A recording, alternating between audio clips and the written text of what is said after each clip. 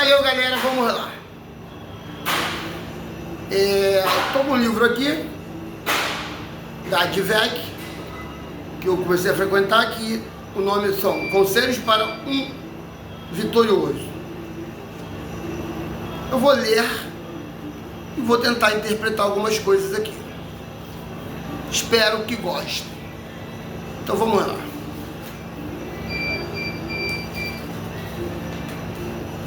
Aprendendo a usar a mente de Cristo. O primeiro conselho que podemos extrair das palavras do rei Salomão está no modo como usamos a nossa mente. Esclarecemos esta verdade com base em 1 Coríntios, capítulo 2, versículo 14 ao 16, onde o apóstolo Paulo falou de algo muito sublime. Ora, o homem natural não compreende as coisas do Espírito de Deus, porque lhe parecem loucura, e não pode entendê-las, porque elas se discernem espiritualmente. Mas o que é espiritual discerne bem tudo, e ele de ninguém é discernido. Porque quem conheceu a mente do Senhor para que possa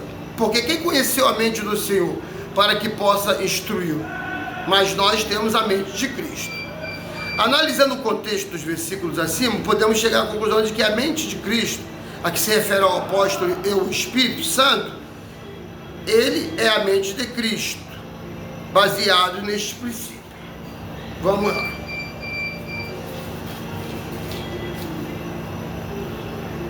Teológico, baseado nesses princípios teológicos. Perguntamos, por que o cristão precisa usar a mente de Cristo? Porque ele, de acordo com o texto lido, o homem natural que ainda não foi transformado pelo poder do Evangelho de Jesus Cristo não tem capacidade de compreender de forma correta, exata, verdadeira e real o mundo de Deus, pois não tem o que Paulo disse, a mente de Cristo. O homem natural pode ser PhD, ostentar um título de doutor em 3 áreas específicas e saber falar mais de 5 idiomas. Porém, mesmo com todas estas informações acadêmicas, usando uma linguagem bem rasteira, esse homem é considerado analfabeto em relação ao nível de conhecimento e sabedoria de Deus. Nem o curso superior, nem o título de doutor aprofunda o entendimento do mundo de Deus. Só depois de aceitarmos Jesus Cristo como nosso Salvador e o Espírito Santo começar a operar em nossa vida, é que receberemos a mente de Cristo. Quem tem a mente de Cristo, além de compreender de forma exata, verdadeira e real o mundo de Deus. E real, então, vamos lá, de Cristo. Quem tem a mente de Cristo, além de compreender de forma exata, verdadeira e real o mundo de Deus, também é capaz de entender a diferença entre os mundos de Deus, do diabo e do homem. Ou seja, esse cristão pode perfeitamente discernir o que é de Deus, o que é do diabo e o que é do homem. Discernindo o mundo do diabo. A Bíblia afirma em 2 Coríntios 11, 14, que Satanás se transfigura em anjo de luz. Inclusive, eu repito aqui, o que já falei em outras mensagens. É fácil discernir o diabo como a imaginação popular costuma pintar, com chifres, rabo e tridente. Assim, até o pecador sabe que é o diabo. Agora, se o capeta se manifestar disfarçado de outra forma, como um anjo de luz, por exemplo, só consegue identificá-lo quem tiver recebido o discernimento espiritual e a mente de Cristo. Experiência de Paulo em Filipos para comprovar essa nossa análise sobre experiência de Paulo em Filipos.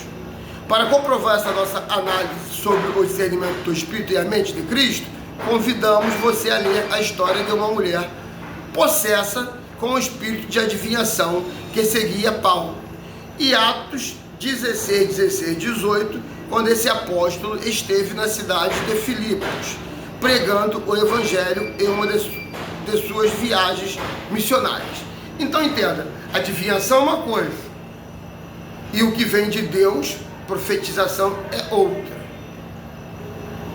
Pode adivinhar, profetizar uma coisa que ainda não aconteceu, estou até falando errado, profetizar uma coisa que não aconteceu, e ver o que Deus te mostra é outra coisa, não é adivinhação. Tu não está adivinhando o que vai acontecer. Deus está te mostrando o que vai acontecer. Entendeu? Existe uma diferença nesse ponto aí. Entendeu? Ou Deus te mostra, ou um anjo te mostra o que vai acontecer ainda. Entendeu? Às vezes não vem muito claro, mas é só tu saber discernir. Sabendo discernir, vai ficar mais claro para você saber o que está vindo por aí. E aconteceu que, indo nós à oração, nos saiu ao encontro uma jovem que tinha espírito de adivinhação, a qual, adivinhando, dava grande lucro aos seus senhores. Esta, seguindo a Paulo e a nós, chamava, dizendo: Este homem que nos anuncia o caminho da salvação, são servos de Deus Altíssimo. E isto fez ela por muitos dias.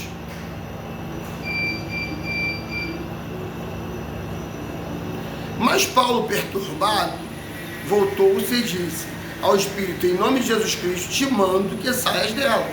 E na mesma hora saiu. O texto bíblico citado acima relata a história de uma mulher possessa por um espírito adivinhador que seguia o apóstolo Paulo, chamando e dizendo: Estes homens que nos anunciam o caminho da salvação são servos do Deus Altíssimo. Imagino que se Paulo pensasse como um homem natural, sem o discernimento do Espírito Santo e a mente de Cristo, consideraria este um grande elogio. Ele diria: gente, ouça que palavras lindas essa mulher está falando. Provavelmente outros ainda agradeceriam, pediriam até para aumentar o volume da voz.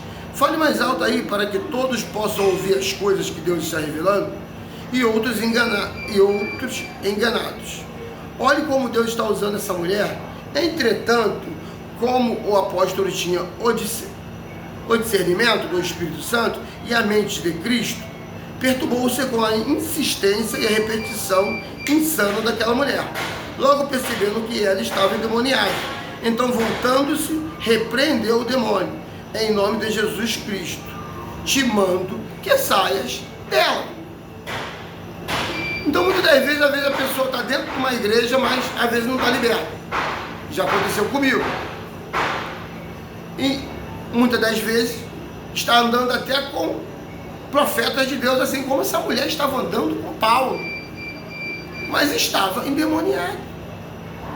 E muitos iam dizer que ela era uma cristã, que Deus estava mostrando tudo para ela, quando Paulo, tendo discernimento, ele viu e disse: não, isso não é de Deus, isso é espírito de adivinhação, e não é de Deus. E o que de Deus não é espírito de adivinhação. O que vem de Deus, Deus mostra através de um profeta de Deus. Então não é uma adivinhação, é ele mostrando o que virá no futuro. Então tem que ter o discernimento para entender o que é adivinhação e o que vem realmente de Deus. E diz o texto que na mesma hora o espírito de adivinhação se retirou. Paulo não deu importância para as palavras bonitas e elogiosas ditas pela mulher. Todavia, ele colocou em prática o poder de discernir, porque tinha a mente de Cristo. E assim repreendeu o espírito maligno de adivinhação que há muito mantinha aquela mulher escravizada. Como quando hoje, essas que pensam que não estão escravizadas e ganham até dinheiro com isso, essas pessoas, elas estão escravizadas por isso, mas se aproveitando dessa situação para botar dinheiro no bolso, vamos dizer assim. Porque, vamos lá, a prosperidade, a vitória financeira, crescimento profissional, de riquezas, o dinheiro em si. O dinheiro é maravilhoso, mas não devemos adorar. adorar só a Deus, devemos amá-lo, beleza. Mas não quer dizer que quem tem muito dinheiro não passe por sofrimento. Nós já vimos muitas histórias. Quem quiser dar um Google vai ver que muitos milionários já se mataram e ainda se matam. Porque o índice de suicídio no mundo é não sei quantas centenas ou milhares de pessoas por dia, independente da sua condição financeira. Então, o dinheiro, ele traz uma certa felicidade. Dizem que não traz, mas traz uma certa felicidade, porque sem ele é muito pior. Mas uma felicidade para quem sabe usá-lo. Para quem sabe usá-lo. Mas mesmo assim também não vai tirar certas aflições que tu vai passar, provavelmente porque você mesmo plantou. Ou as aflições da vida que não foi nem você que plantou. Que até Jesus mesmo disse. E Jesus não plantou. Mas ele falou, no mundo tereis aflições. Tem de bom ânimo, porque eu venci o mundo. E ele passou por aflições, tanto que foi levado até a morte, carregando uma cruz, sendo pregado nela. A gente tem que entender isso. Mas também a gente não pode falar que o dinheiro é ruim. Porque o dinheiro é bom para quem sabe usá-lo, para ajudar as pessoas, para ajudar a si mesmo, sem ganância. Um dinheiro de suor do rosto, um dinheiro abençoado, não um dinheiro amaldiçoado. Porque um dinheiro amaldiçoado vai te trazer maldição. Mas infelizmente, pessoas pensam, vê a pessoa pelo bolso. Pelo bolso. Ai. E às vezes até sabe que aquele dinheiro dela é ilícito. Mas não quer saber. O ser humano é complicado. Então eu quero na minha vida dinheiro de bênção, não dinheiro de maldição. Porque o dinheiro de bênção te traz felicidade. Não quer dizer que tu não possa passar por alguma aflição. Mas quando você passar por essa aflição, tendo o Espírito Santo dentro de você, estando caminhando com Jesus, essa aflição, que seria imensa, vai ser bem menor. Eu, que estava bebendo e passando do limite, eu perguntava a pessoas como ela conseguia ser feliz sem o álcool.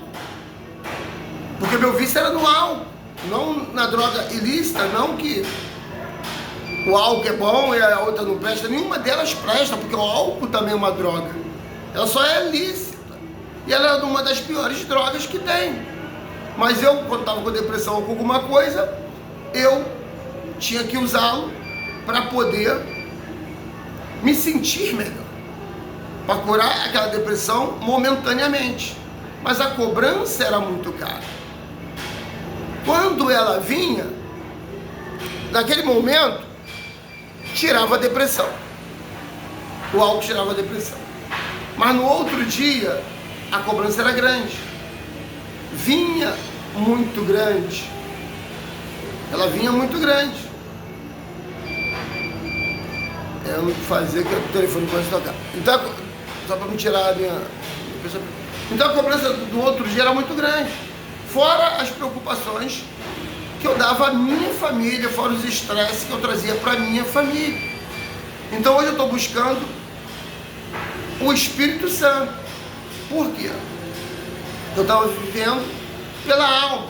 E a alma são os olhos. Eu quero. Então quando eu bebia, eu passava do limite. Não era uma bebida social.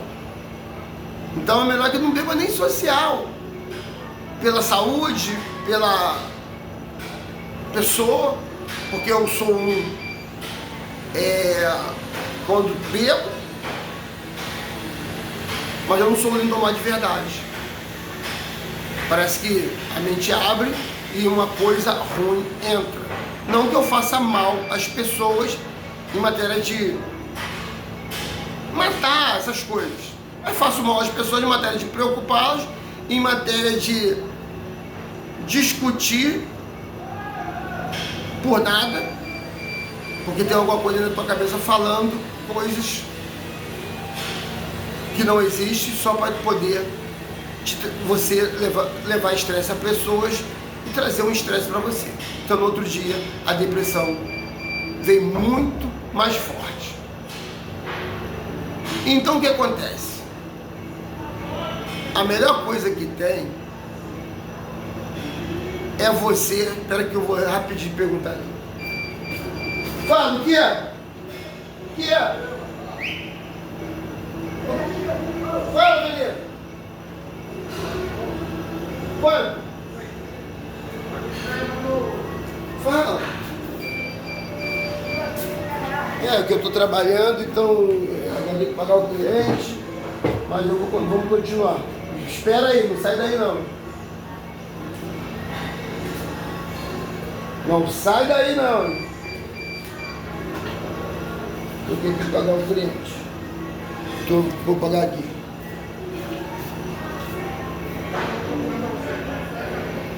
Estou ocupado no momento. Meu Deus do céu, fala que eu não estou aqui não. Galera, eu vou dar um tempinho aí que depois a gente continua a nossa conversa. Porque começou a gente a me chamar, parece tu vai gravar, tu vai fazer as coisas, aí é complicado. Mas daqui a pouco eu tô voltando, aí faço em outro vídeo. Valeu, tamo junto.